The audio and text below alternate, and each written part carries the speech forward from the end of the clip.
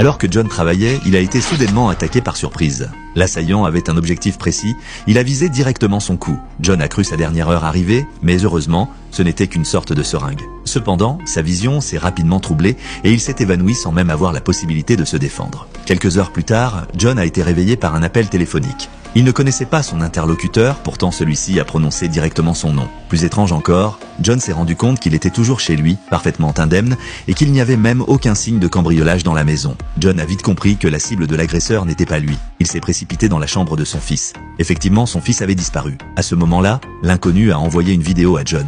Dans la vidéo, son fils était retenu prisonnier dans un entrepôt délabré. L'homme a finalement révélé son objectif. Il voulait que John l'aide à accomplir une mission, après quoi, il libérerait son fils. N'ayant pas le choix, John a dû obéir. Suivant les instructions, il s'est rendu à son propre entrepôt. Une caisse était apparue sur le sol.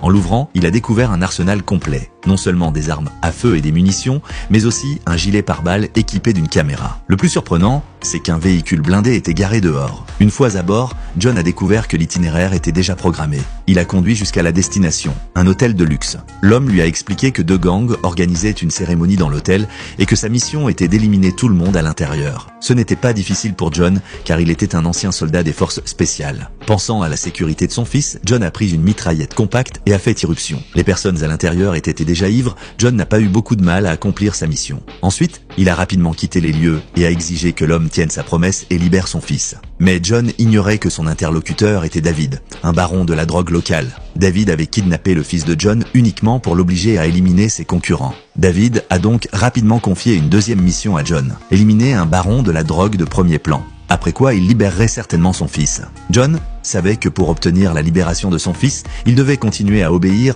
aux ordres de David. Il a donc commencé à élaborer son propre plan. Ce film s'intitule « Compte à rebours mortel ».